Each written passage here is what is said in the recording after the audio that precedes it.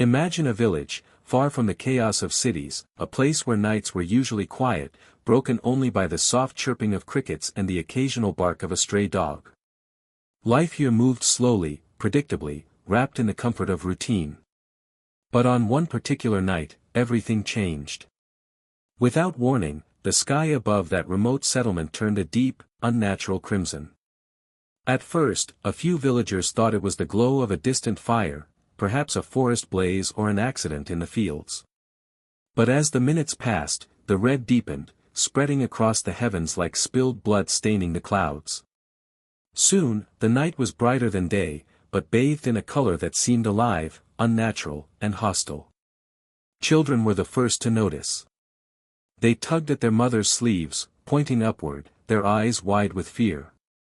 "The sky is bleeding," one little boy whispered, his words trembling as much as his body. Parents tried to hush them, insisting it was only a trick of the weather, some strange reflection from beyond the mountains. But deep inside, the adults too felt the dread clawing at their chests. This was not like anything they had ever seen before. As the glow intensified, shadows stretched unnaturally across the ground.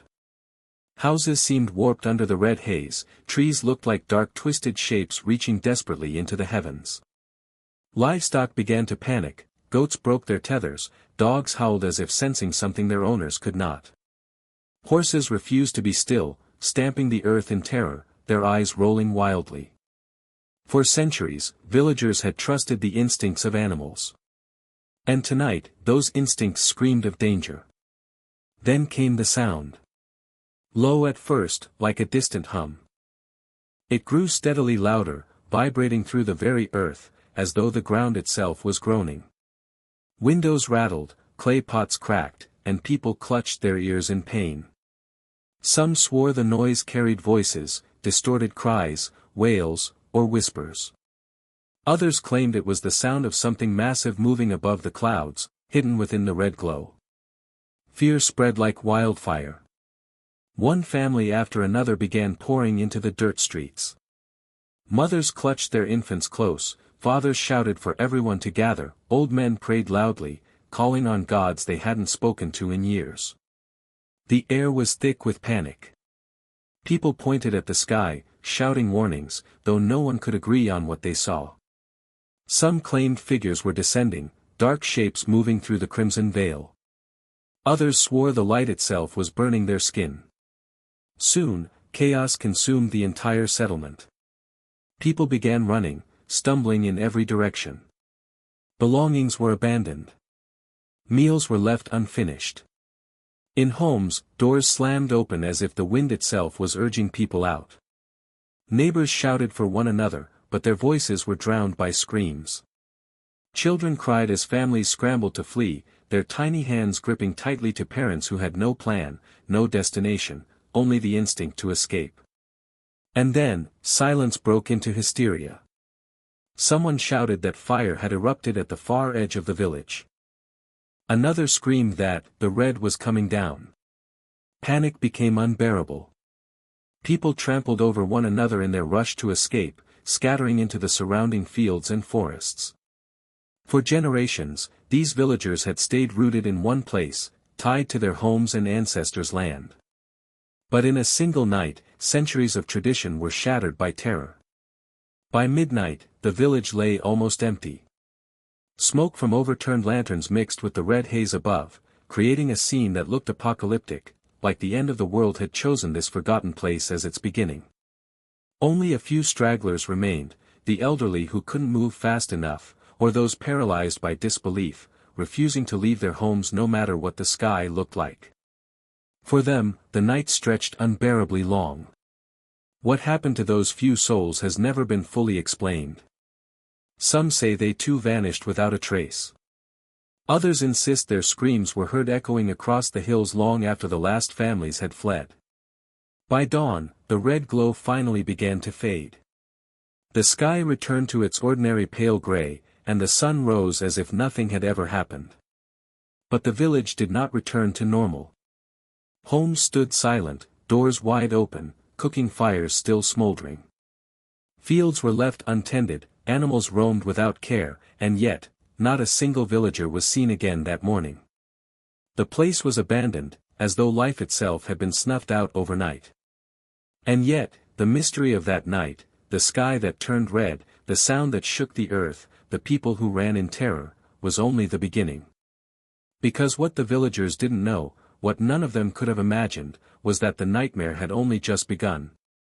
Long before that terrifying night, the village had lived in silence, tucked away in the folds of a valley so deep and remote that even travelers rarely passed through. The settlement had no official name on maps, outsiders simply referred to it as the forgotten place beyond the hills. For the villagers, however, it was home, a place where generations had been born, lived, and buried without ever stepping far from the boundaries of their land. Life here was simple but also unforgiving. Mud brick houses leaned into each other as though sharing secrets, their cracked walls held together by clay and memory. Narrow dirt paths wound through the settlement, connecting homes to the central well and the old stone shrine that stood at its heart. Days were dictated by the rise and fall of the sun, by the changing seasons, by the labor of fields and the rhythm of harvests. Children played barefoot in the dust, old women carried water in clay pots balanced on their heads, and men worked the earth until their hands grew as rough and calloused as the stones they tilled. There was beauty in their simplicity, but also a shadow that never quite left. The villagers whispered of how the land itself was different, how the soil was older, heavier, carrying with it something that predated their ancestors. They said the earth sometimes groaned at night, as though remembering things best left forgotten. Few outsiders ever heard these tales, and those who did dismissed them as the harmless superstitions of poor farmers. But in the village, the stories were not taken lightly. The shrine at the center stood as proof. It was far older than the village itself, its stones darkened with age, covered in carvings no one could fully read anymore. The elders said their grandfathers' grandfathers had also been unable to understand the symbols, yet they kept the tradition of leaving offerings, bowls of grain, drops of milk, sometimes even blood from a sacrificed animal. Not because they fully believed, but because no one dared to stop.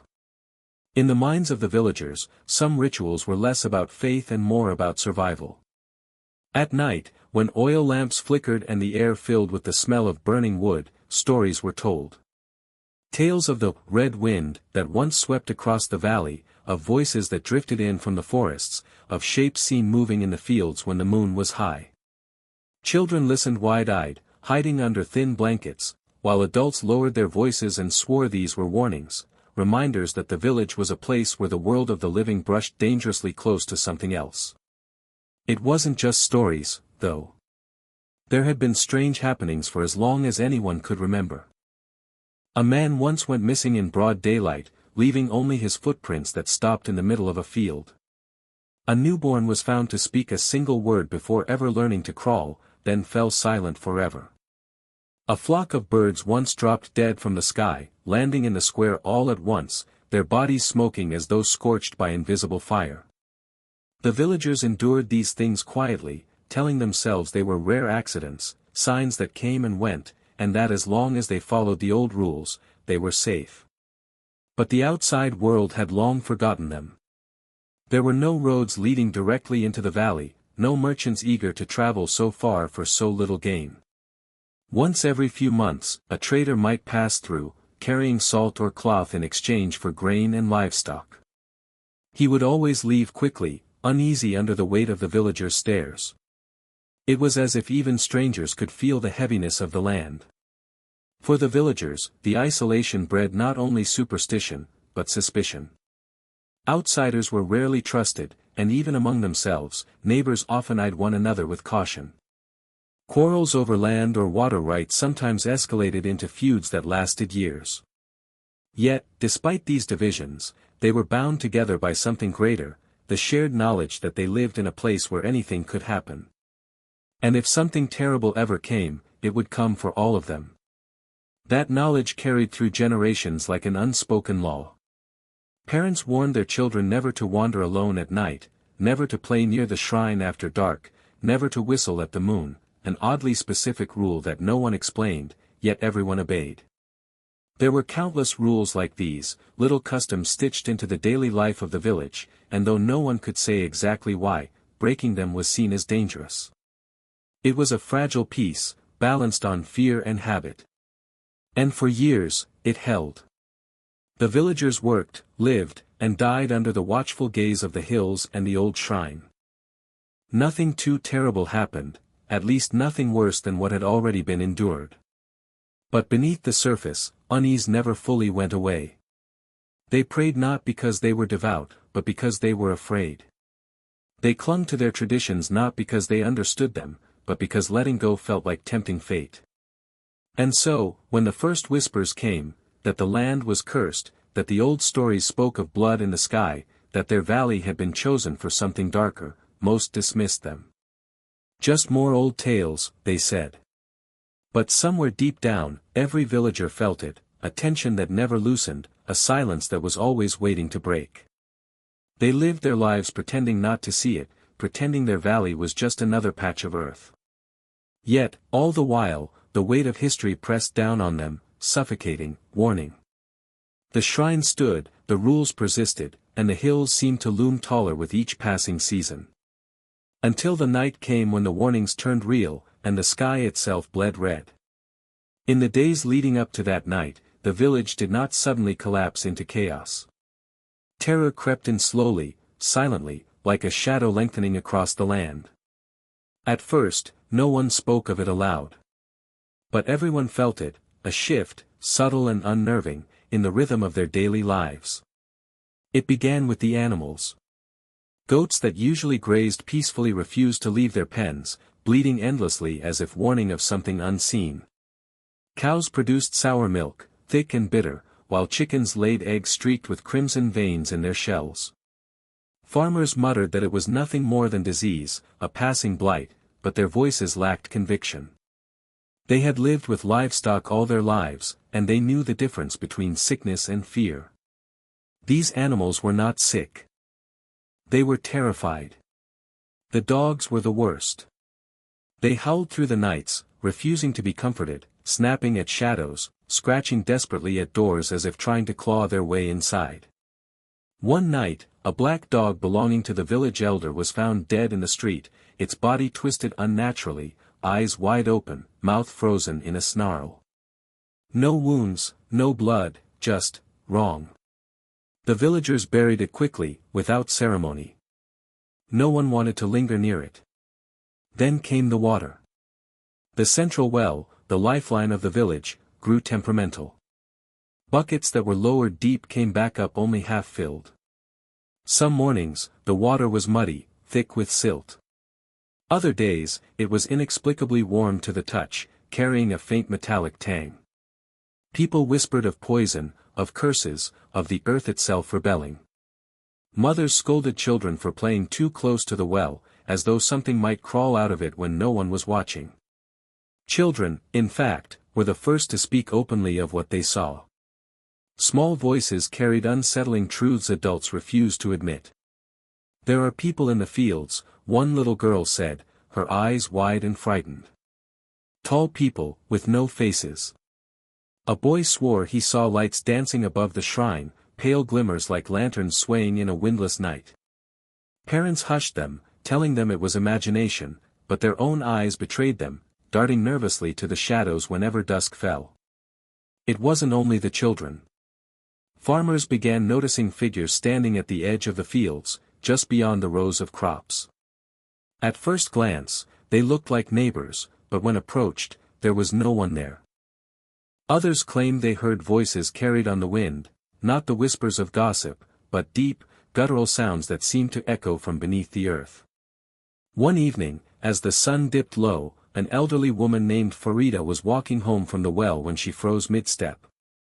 Ahead of her, the horizon flickered faintly, as though a flame was burning in the sky itself. She stood, staring, her bucket clattering to the ground. "The fire is coming," she muttered to herself, trembling. By the time she reached her home, she was shaking so badly that her family thought she had fallen ill. But she would only repeat the same words over and over, "The fire is coming. The fire is coming." The elders met in hushed tones. Around the shrine, they debated whether these were simply omens, or something worse. Some urged calm, insisting that strange events were nothing new in their valley. Others argued that the signs had never been this frequent, this insistent. The village's oldest man, his face etched with deep lines, reminded them of a story passed down from his ancestors, a story of the sky burning red before disaster struck. His voice trembled as he spoke, and for once, no one dared to call it superstition. As the days passed, paranoia took root. Families began keeping their children indoors after dusk. Farmers rushed to finish their work before the sun set. Nighttime gatherings grew quiet, the usual laughter and gossip replaced by tense silence. Even prayers at the shrine grew hurried, as though people feared lingering there too long. The village that once clung together in unity now felt fractured, every person watching their neighbor with suspicion, every whisper sounding like a warning. And then came the dreams. Villagers began waking in the middle of the night, drenched in sweat, swearing they had heard knocking at their doors, only to find no one there. Some dreamed of fields aflame, of shadows walking among their livestock, of rivers running red. Others refused to speak of what they saw in sleep, their faces pale with terror, their lips trembling as if even mentioning it would make it real. The tension finally broke one evening when a farmer named Yasin staggered into the village square, his face ashen. He swore before everyone that he had seen it, fire in the sky. Not the sun, not the glow of lanterns, but a streak of crimson tearing across the heavens, vanishing as quickly as it appeared. His neighbors dismissed him publicly, mocking him for his age, for his failing eyes. But later, behind closed doors, they whispered to one another. Yasin was not the kind of man to invent stories. If he said he saw fire, then something was coming. And yet, no one acted. Fear is paralyzing, and the villagers chose denial over confrontation. They told themselves it was nothing. That the animals would calm, the water would clear, the strange lights would fade. But deep inside, everyone knew. Something had begun. Something was stirring in the valley, something old, something watching. When the final night arrived, no one could claim they hadn't been warned. The night had arrived. There was no warning beyond the small signs that had already unsettled the villagers. The wind carried an unnatural chill, sharper than winter, yet the air felt heavy, almost solid, pressing against the skin and lungs. The moon, normally a comforting sentinel in the sky, was swallowed by an unearthly glow that painted the village in shades of crimson. It started at the edges. Shadows stretched unnaturally across the narrow dirt paths, as if reaching for anyone foolish enough to step into them. Dogs barked in frenzy, hurling themselves against fences, and the goats and cows screamed with an intensity no human voice could replicate. The first families noticed it as they prepared for bed. Lanterns flickered and guttered, the flames twisting unnaturally, almost alive, as if reacting to some unseen force. By the hour, the sky above had taken on a deep, liquid red. It pulsed, sometimes brighter, sometimes darker, like the heartbeat of a creature so massive it dwarfed the village below. Children screamed, clutching their mothers' skirts, eyes wide with terror. Men ran to their doors, thinking some disaster had descended upon them, but when they looked outward, there was nothing tangible, only the glow, the shadows, and the hum that now vibrated through their bones. From the fields, a strange smell began to rise. Sulfur mixed with something metallic and sweet, almost intoxicating. Those who inhaled it felt dizzy, faint, or overcome with sudden nausea. A few stumbled, clutching their stomachs, while others vomited onto the dusty earth. Even the elder villagers, accustomed to hardships and misfortune, whispered in disbelief. "It is not natural," one muttered, voice shaking, "it is not natural at all." Then came the sound. It was low at first, a vibration felt through the soles of their feet. But gradually it became louder, filling the valley, reverberating in the walls of their homes, climbing up through the chimneys and rattling the rooftops. Some said it was like drums, distant and rhythmic. Others claimed it was a scream, not of human origin, but something vast, something alive, something with intent. Doors slammed shut of their own accord, windows shattered, and tiles fell from roofs. Panic became contagious. People fled into the streets, carrying what they could, infants, chickens, small bundles of clothing. The central well, usually a gathering place for conversation and laughter, became a hub of terror. Mothers clutched their children, fathers ran in all directions, shouting names and warning neighbors. Old men prayed loudly, their chants cracking under the strain of fear, while young boys ran blindly through the chaos, tripping over one another in their desperation. From the east, flames appeared along the horizon. Not a fire in the fields, but streaks of light, fiery red, descending from the sky itself. They moved with unnatural speed, cutting across the heavens, illuminating everything in hellish clarity. One villager swore he saw silhouettes within the flames, dark, towering shapes that drifted through the light as though the sky itself had opened and released them. Mothers screamed, clutching their children, but there was nowhere to run. The village, normally enclosed and protective, now felt like a trap. As the night wore on, the glow intensified. It painted faces in unnatural shades, revealing terror etched in every wrinkle, every line of fear. Shadows grew, twisting across walls and fences, sometimes breaking into forms that resembled humans, sometimes animals, sometimes something impossible. Some villagers claimed they saw hands reaching from the darkness, trying to pull them into the fields. Others swore they saw figures floating in the crimson sky, hovering above the rooftops, observing, waiting. Amid the chaos, there were moments of eerie silence, pauses where the hum stopped, the shadows froze, the flames dimmed. It was as though the village collectively held its breath, bracing for the next wave of horror.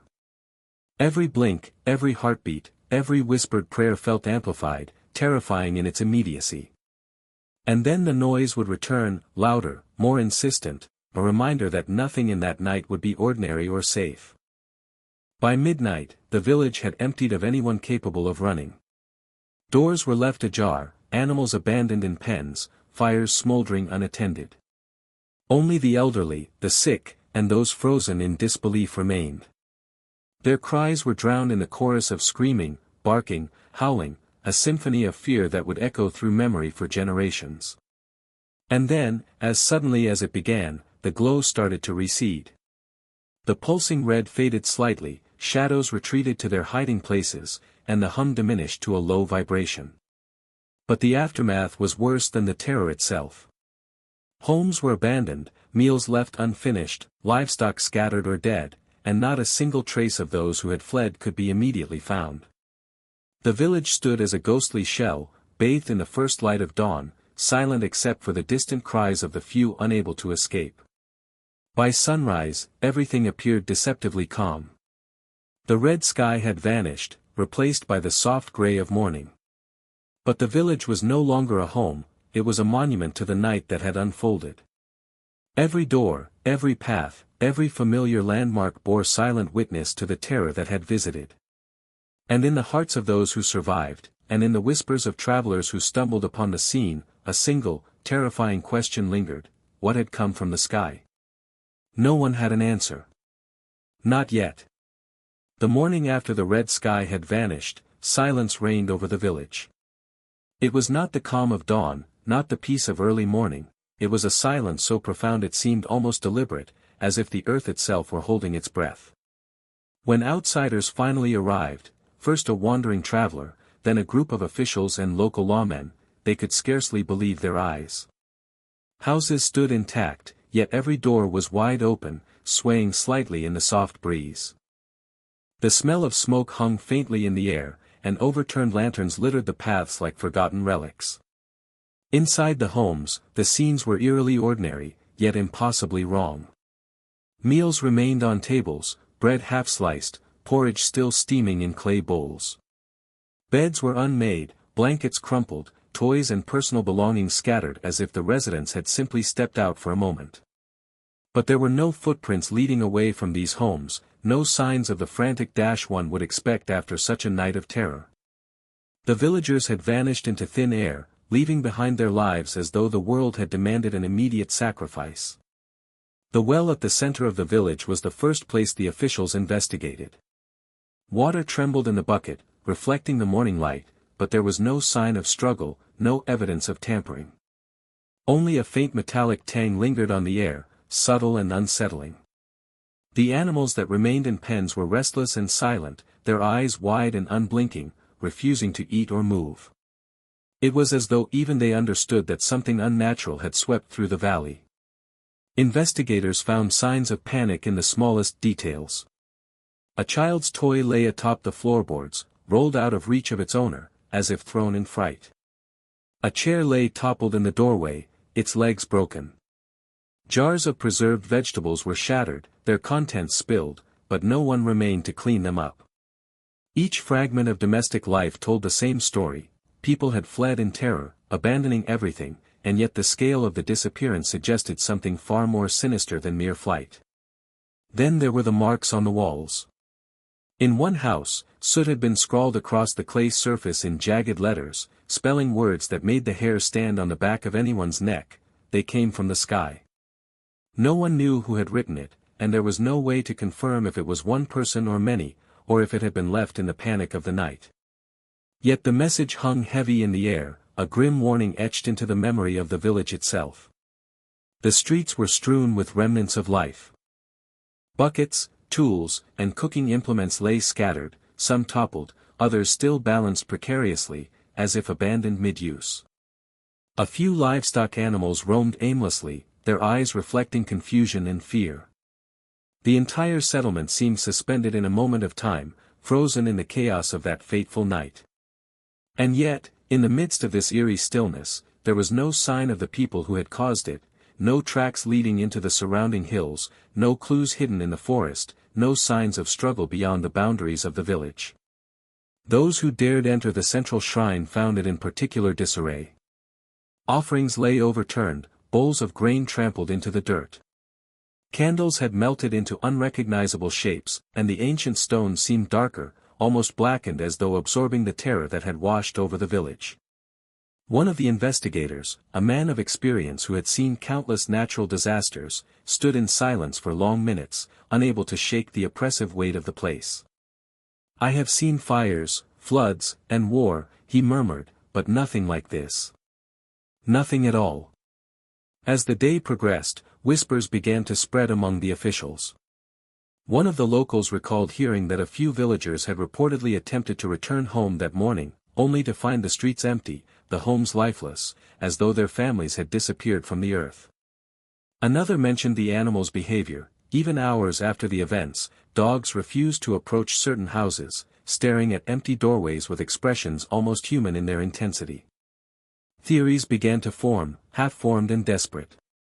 Some suggested a natural disaster, toxic gas, a sudden fire, a landslide that had taken the villagers into the hills. Others whispered of more sinister possibilities, a plague, mass hysteria, or even abduction. Yet as the officials combed the village and its surroundings, they found no evidence of bodies, no traces of escape routes, no signs that any of these explanations could fully account for the scale of the disappearance. By dusk, the village had taken on a surreal quality. The abandoned homes, empty fields, and wandering livestock painted a picture so haunting it lingered in the minds of all who saw it.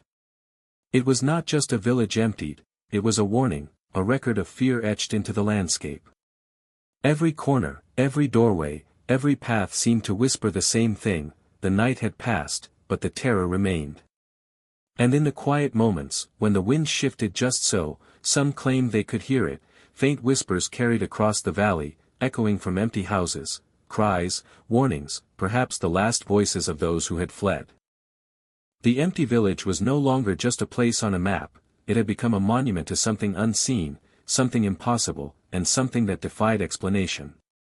For those who arrived to investigate, one truth became undeniable: the village was not merely deserted.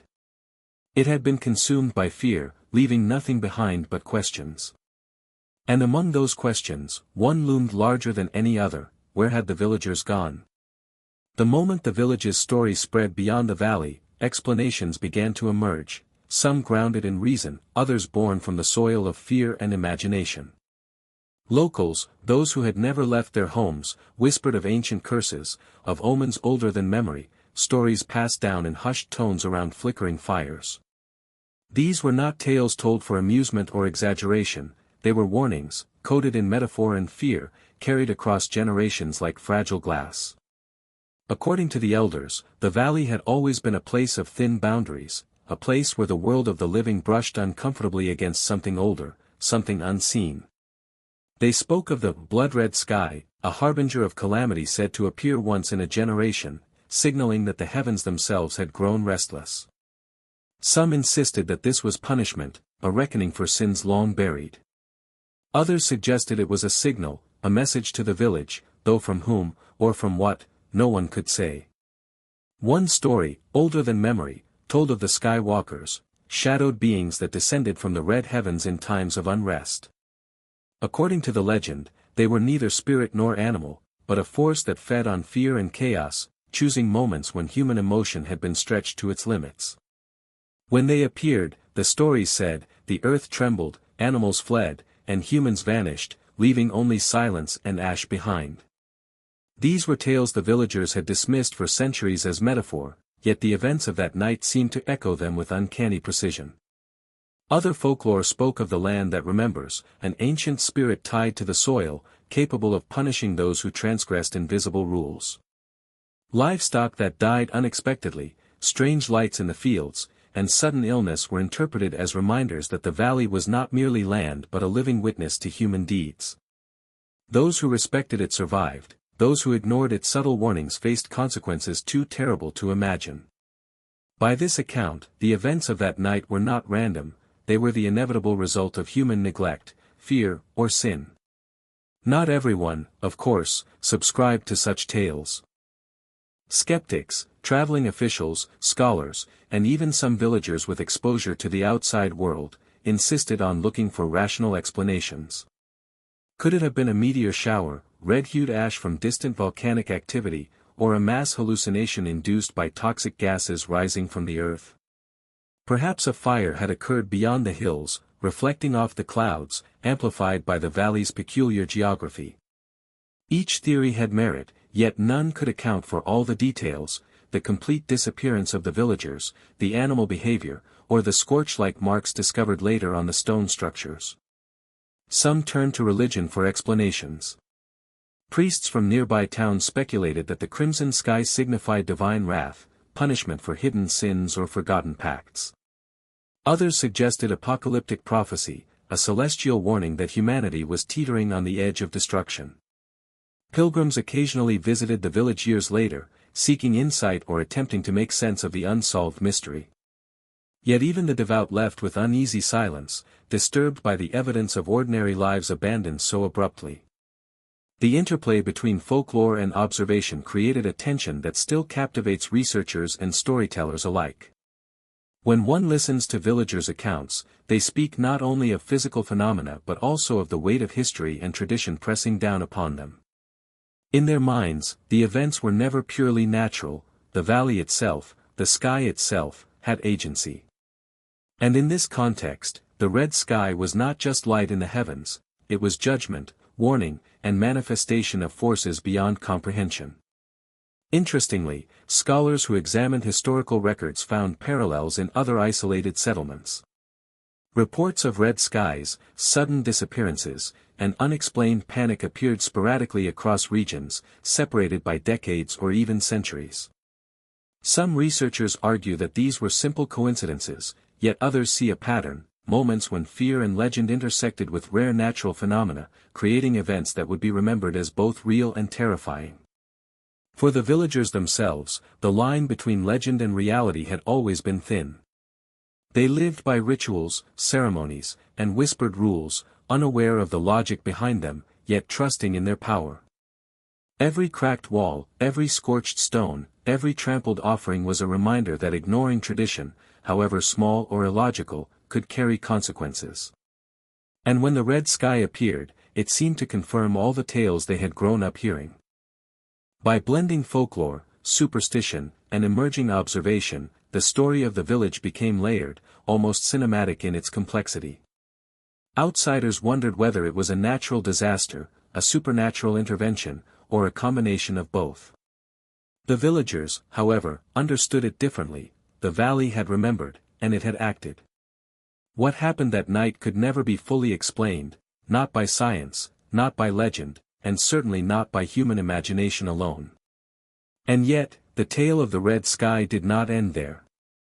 For every explanation offered, every skeptical voice raised, the whispers persisted, that those who had vanished had encountered something ancient, something patient, and something capable of returning. Every retelling added tension, every speculation a new layer of dread. And while investigators debated and scholars theorized, the question remained, haunting and unanswerable: was it a warning? Or a promise? Amid the endless questions about the vanished village, a few names surfaced, those who had managed to escape, or at least survive long enough to tell fragments of what had occurred. These accounts were rare, disjointed, and often contradictory, but they carried a raw emotional weight that no theory, no investigation, could replicate.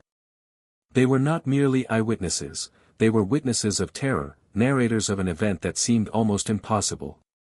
One of the first survivors, an elderly man named Karim, had lived on the outskirts of the village. He claimed that the signs of the coming night had been visible for days. Animals acted strange, the air felt wrong, and shadows seemed to stretch unnaturally as the sun sank behind the hills.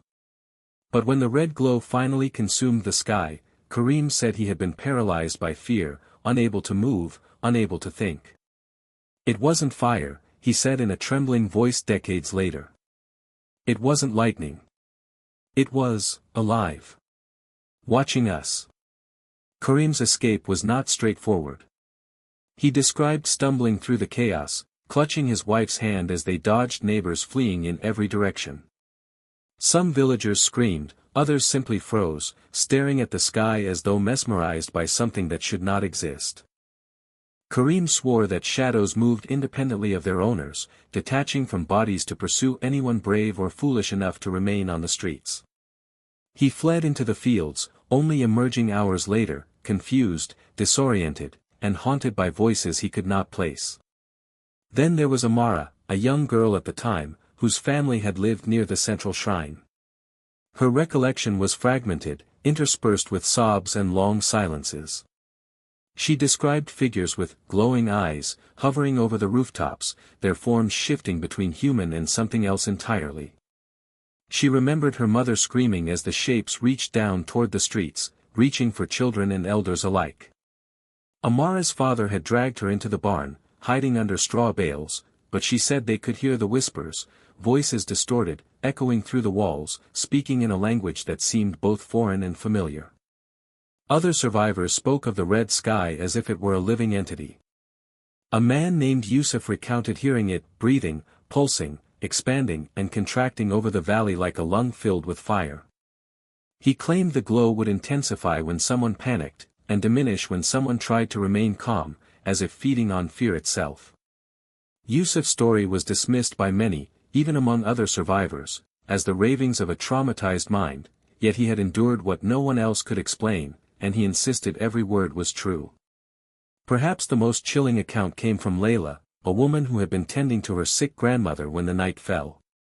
She had attempted to carry her grandmother to safety but claimed that as they stepped outside, shadows leapt across the path, blocking their way.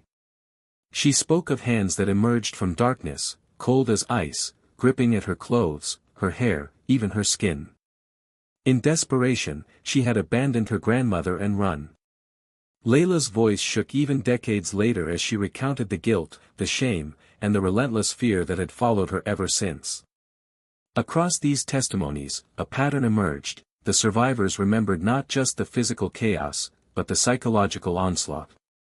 They recalled sounds that had no source, whispers that belonged to no human, and a sense of being watched from every direction at once. Sleep became impossible for many for months after, their dreams invaded by the same red glow, the same moving shadows, the same voices echoing through empty streets. Yet contradictions abounded. Some insisted they had seen figures in the sky, others swore the threat had been in the shadows on the ground. One survivor claimed the red glow had even spoken, sending messages through light, while another swore that the wind carried screams in a language no living soul could understand. Memory, trauma, and fear had blurred lines between reality and hallucination. And in these contradictions, the terror of the night became even more impenetrable. The survivors' accounts also hinted at something darker. The disappearance was not merely a flight of instinct. Many spoke of neighbors vanishing before their eyes, dissolving into the air as though absorbed by the crimson sky. Objects they left behind, bowls, tools, even animals, remained in place, untouched, while the humans themselves had simply ceased to exist in any observable way. One woman said, her voice barely above a whisper, "I watched my sister run. She screamed, and then, nothing. Just air. Just silence where she had been." Time did little to ease the trauma. Some survivors vanished in the years that followed, their fates as mysterious as the village itself. Karim disappeared one winter while traveling to a neighboring town. Yusuf was never seen again after an attempt to return to the village. Layla refused to speak of the night to anyone, even her closest kin, and when pressed, she could only shake her head, muttering that some things were not meant to be spoken. Despite the inconsistencies, the survivors' testimonies shared a common thread: the red sky had been more than a visual phenomenon. It had been an experience that overwhelmed senses, fractured reality, and preyed on fear. It was a night of transformation, not merely for the village, but for anyone who witnessed it. Those who survived carried the horror forward, but no one could provide answers. By piecing together these fragmented memories, investigators and storytellers found themselves caught between disbelief and horror. Science, logic, and reason faltered under the weight of personal experience. And yet, for those who had fled, for those who had lived to tell, one certainty remained: the red sky had come, and it had changed everything. Even decades later, the survivors' voices haunt the record. They are fractured, fragmented, and sometimes incoherent, yet their testimony is a vital window into that impossible night. Through their eyes, the village's terror becomes tangible. The sky was not just red, it was judgment. The shadows were not just darkness, they were sentient. And the silence that followed, the vanished lives, the empty homes, the fields left untouched, was more terrifying than any fire, any storm, any natural disaster could have been. The survivors' stories leave a lingering question that no theory can answer: if these few managed to escape, what became of those who did not? Years had passed since the night the sky had bled red and the village had emptied into silence. The story persisted, whispered in local towns, mentioned in hushed tones by travelers, occasionally dismissed by academics, and frequently exaggerated by storytellers. But curiosity, as it always does, drew those who dared closer: investigators, journalists, and researchers, all seeking answers to a mystery that had long defied logic. The first modern expedition to the abandoned village was cautious. Officials and journalists arrived during a gray morning, stepping carefully over cracked dirt roads and abandoned thresholds. Even the seasoned among them felt the oppressive weight of the place. The houses, though partially weathered by time, remained eerily intact, the same overturned lanterns, scattered belongings, and trampled crops that had terrified the earliest outsiders decades prior. It was as if the village existed outside of normal time, suspended in the night of terror. Investigators noted something immediately. Despite decades of exposure to wind, rain, and frost, certain elements had remained startlingly preserved. Charred objects had not deteriorated completely. Clay pots, even those partially broken, retained shapes and patterns that defied natural erosion. And then there were the walls, blackened in patches as though something had scorched them, yet no fire records existed. Soil samples revealed traces of an unusual mineral residue, which scientists could not fully identify. It glimmered faintly under ultraviolet light, like dust caught between reality and nightmare. Footsteps into the abandoned homes revealed further strange details. Beds remained unmade, toys lay where they had been dropped, and meals, though decomposed, retained the form of the night they had been abandoned. Some investigators reported a feeling of being watched, an inexplicable unease, as if the walls themselves remembered the panic that had unfolded within them. Instruments designed to measure vibration or electromagnetic activity occasionally spiked without explanation, leaving technicians perplexed. A particularly chilling discovery occurred at the central shrine. When researchers documented the offerings, they noticed that some bowls, though aged and partially eroded, bore fresh indentations, as if something had recently touched them. Candles, melted decades ago, seemed to have traces of new wax overlaying the old. The air inside the shrine was heavier than anywhere else in the village, filled with a faint, metallic odor reminiscent of blood.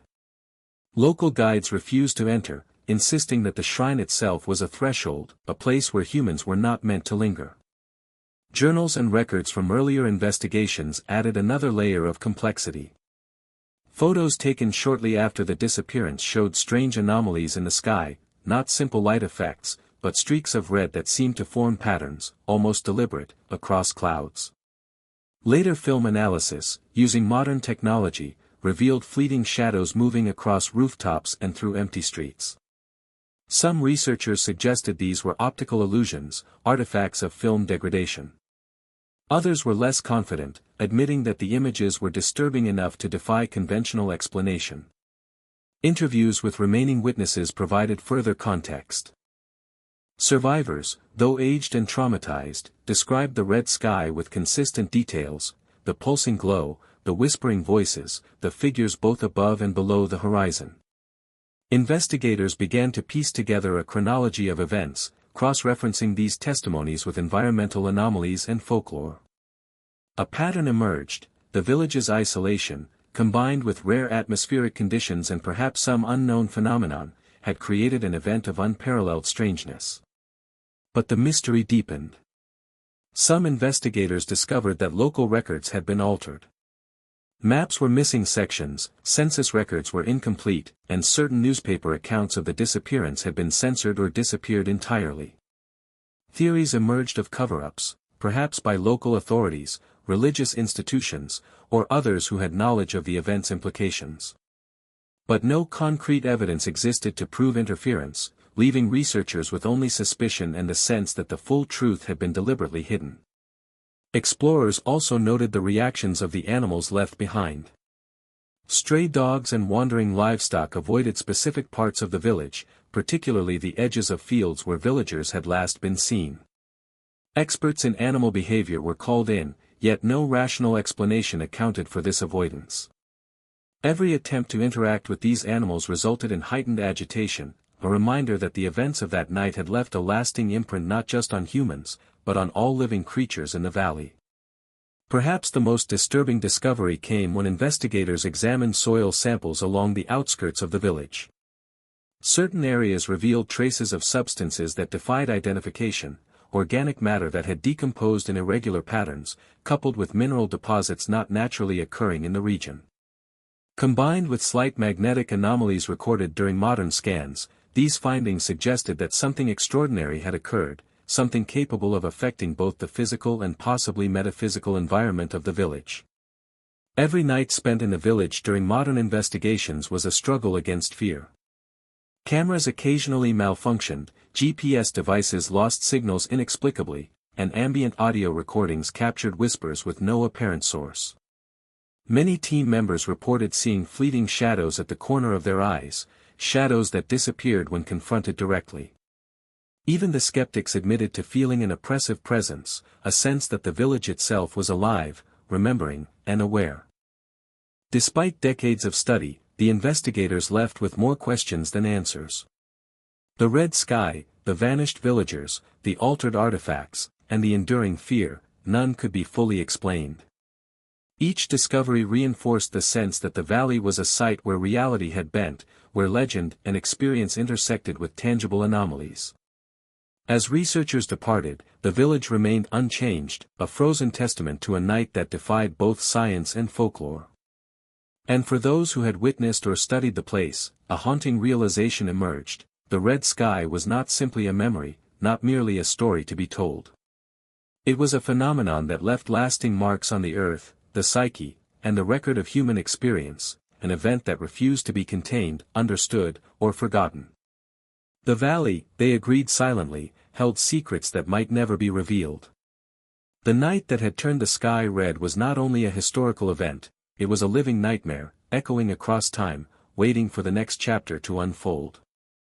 After decades of unanswered questions, a coalition of scientists, folklorists, and independent researchers decided to approach the mystery of the red sky and the vanished village with methodical rigor.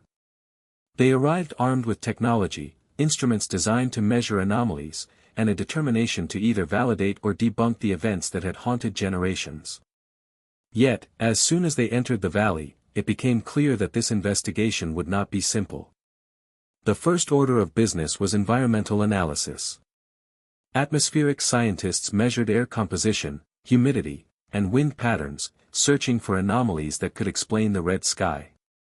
They considered everything from volcanic ash carried hundreds of miles to rare meteorological phenomena capable of producing crimson illumination.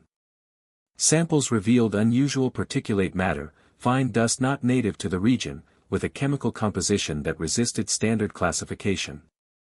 Yet the readings were inconsistent, changing minute by minute, as if the atmosphere itself were unstable.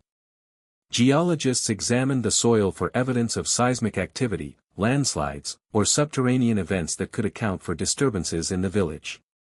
Certain areas revealed strange mineral deposits, traces of a substance that glimmered faintly under ultraviolet light. Some researchers suggested it might be extraterrestrial in origin, a meteorite fragment or cosmic dust, but no conclusive evidence was found. Each explanation accounted for parts of the phenomena, yet none could fully explain the disappearance of hundreds of villagers, nor the reported shadows and whispers. Skeptics focused on psychological and social factors. Mass hysteria, group hallucinations, and extreme environmental stress were considered. Folklore experts noted that the villagers had long been steeped in tales of the skywalkers and omens of red skies. Could fear, combined with rare natural phenomena, have triggered collective panic leading to mass flight? Yet physical evidence contradicted this. Objects were left undisturbed, livestock behaved unusually, and certain patterns in the village suggested not mere panic, but intervention by something beyond human control. Acoustics experts studied reports of whispers, cries, and hums recorded during modern investigations. Audio analysis revealed sounds that seemed to originate without a physical source, sometimes below or above the audible spectrum, echoing through the valley as if the land itself were vocalizing. While some were explainable by wind and terrain, others were inconsistent with known natural acoustics, further deepening the mystery. Anthropologists and historians examined cultural records and folklore, cross-referencing events with regional myths. The red sky and vanishing villagers mirrored other isolated incidents in history, where fear and natural phenomena intersected. However, no historical account provided complete evidence of physical disappearance, suggesting that the village incident might have been unique, or influenced by forces not captured in conventional records. Even the survivors' testimonies were analyzed scientifically. Memory decay, trauma, and exaggeration were considered, yet the consistency of certain details across decades, the red glow, moving shadows, whispering voices, suggested experiences that went beyond hallucination. Some researchers proposed quantum psychological phenomena, where the consciousness of the frightened could interact with environmental anomalies, but such theories remained speculative. The most chilling tests involved the village itself. Researchers deployed night vision cameras, infrared sensors, and electromagnetic detectors. At times, they recorded fleeting images, shadows that moved independently, shapes in the trees resembling human figures, pulses of light that defied artificial explanation. Electronic equipment often malfunctioned inexplicably, compasses spun without reason, and magnetic readings spiked randomly. Even the most experienced investigators admitted that the valley seemed alive, responsive, and perhaps aware of their presence. Several theories were ultimately validated partially. Atmospheric anomalies could account for the red illumination, rare chemical reactions could explain the particulate matter, and psychological stress likely amplified fear responses. Yet none could fully account for the vanishing of the villagers, the lingering echoes, the animal behavior, or the inexplicable preservation of the village. In other words, every rational explanation left crucial pieces missing. As the investigation concluded, a consensus emerged among the researchers: the red sky and the events of that night were a complex intersection of natural and possibly supernatural forces. The phenomenon resisted full comprehension, existing at the boundary between science and legend.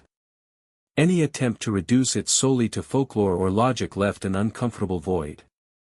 And for those who had studied the valley closely, that void was more terrifying than any single explanation could ever be. By the end, the scientists, skeptics, and folklorists departed the valley with a sobering realization. The mystery was not merely unsolved, it was actively resisting understanding. Whether the red sky had been a natural anomaly, a supernatural visitation, or something entirely beyond human perception remained unknowable. And yet, the valley's secrets continued to whisper, echoing across time, daring anyone to return and try again. For centuries, theories could be debated, records examined, and instruments deployed, but the valley itself seemed determined to remain inscrutable.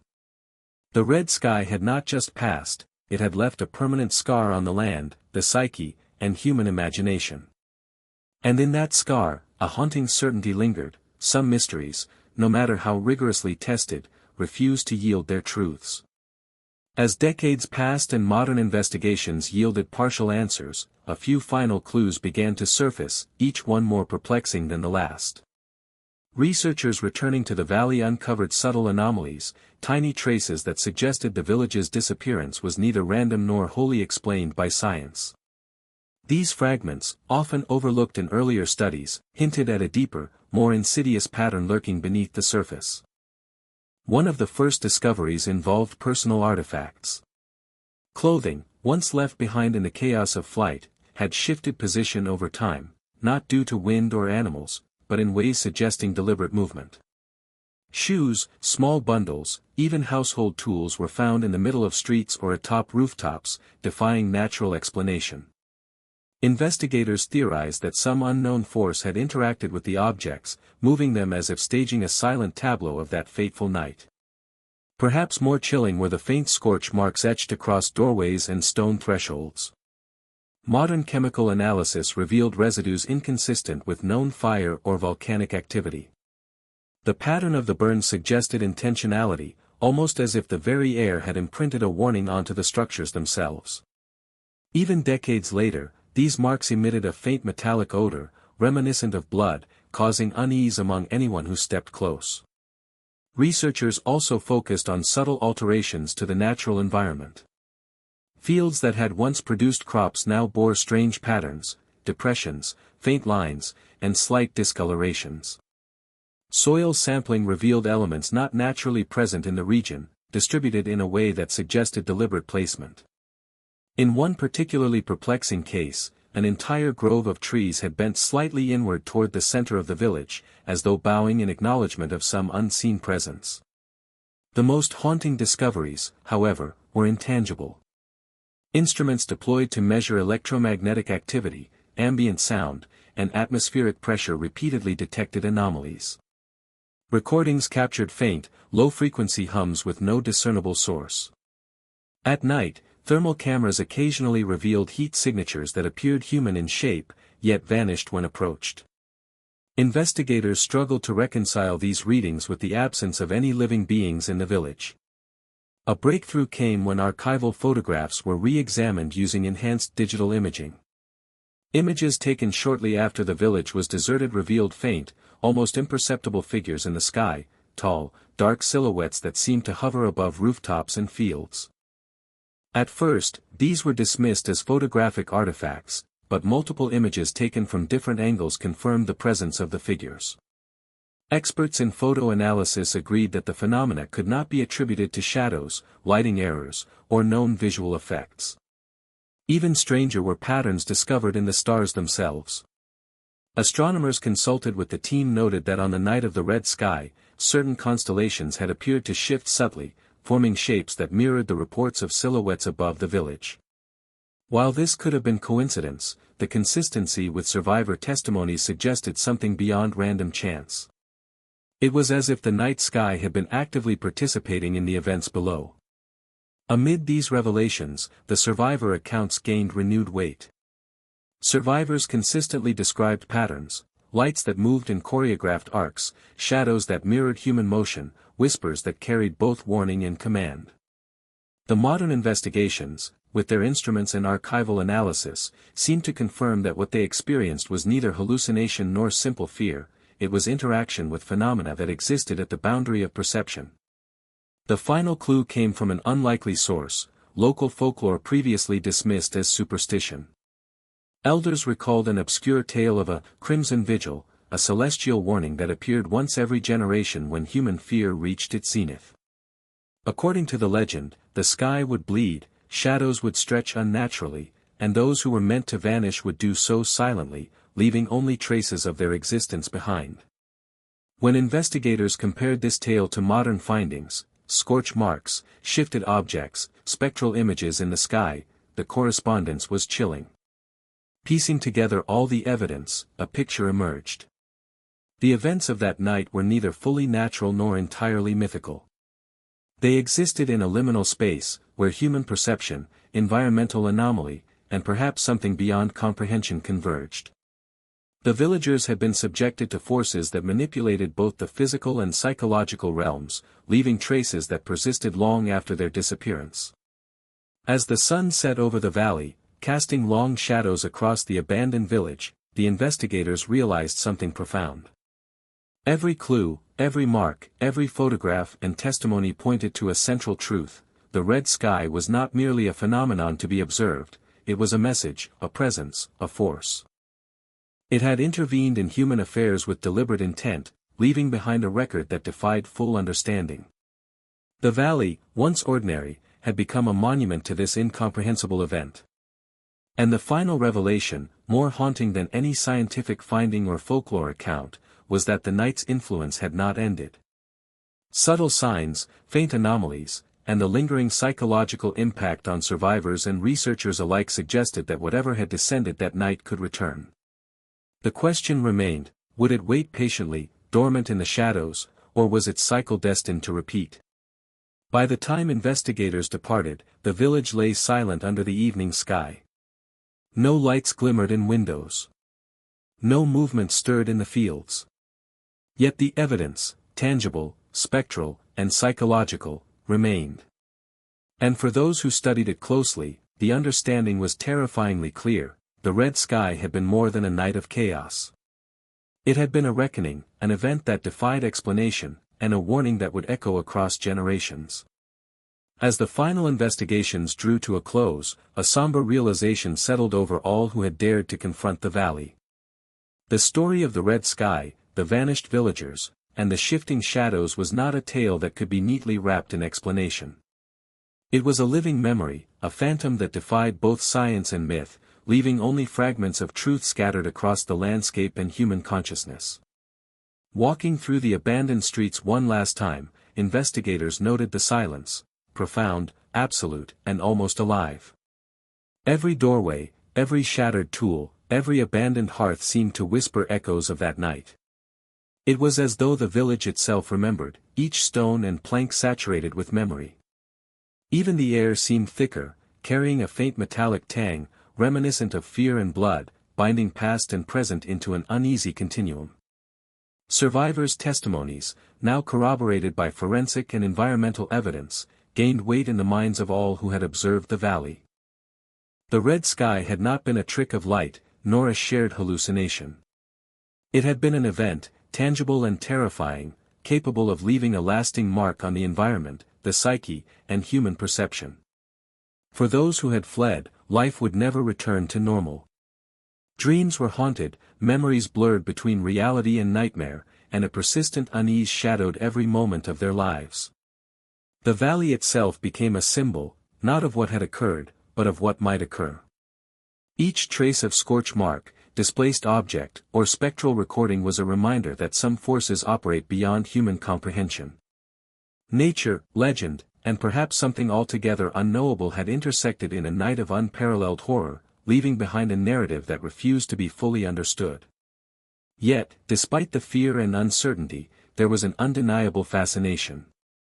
Scholars, storytellers, and curious visitors found themselves drawn back to the valley, compelled to witness, document, and attempt understanding. Each return reinforced a paradox: the more one studied the red sky, the less one could claim to fully know it. The village had become both a shrine to the event and a warning, a living puzzle that defied closure. Psychologically, the haunting persisted. Investigators reported feelings of being watched, unexplained chills, and fleeting shadows at the corner of their vision. Some experienced auditory hallucinations, whispers that seemed to echo the voices of the vanished villagers. Even those who arrived as skeptics found themselves unsettled, confronted with phenomena that their training could not explain. The red sky had left an indelible impression, a reminder that the universe is capable of moments that slip beyond the grasp of logic. In reflecting on the event, a chilling question emerges: what had the red sky truly represented? Was it a warning, a judgment, or merely an anomaly beyond human comprehension? Scholars debated the possibilities endlessly. Some favored naturalistic explanations, emphasizing rare meteorological or geological phenomena. Others embraced folklore, suggesting that the valley had always been a liminal space, a site where the ordinary and the supernatural collide.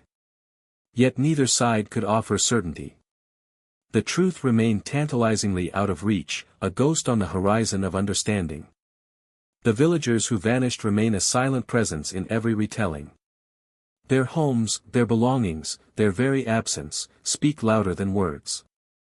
The red sky did not merely illuminate the valley, it erased what it touched, leaving only questions and the emotional imprint of fear. The stories of survivors, layered with modern investigations, create a tapestry of terror and fascination, ensuring that the memory of that night endures far beyond the valley's boundaries. Ultimately, the red sky is more than an event. It is a symbol of human vulnerability, a reminder of forces beyond perception, and a testament to the fragile boundary between reality and the unknown. It challenges the assumptions of science, the certainties of logic, and the narratives of folklore alike. And perhaps most hauntingly, it reminds us that there are moments in history where ordinary life can be suspended, where the familiar becomes alien, and where the world itself can impose fear in a form that lingers for generations. As the sun sets behind the distant hills, casting long, trembling shadows across the abandoned village, one cannot help but wonder, does the sky remember? Does it wait patiently, observing from above, for the next moment when fear reaches its zenith?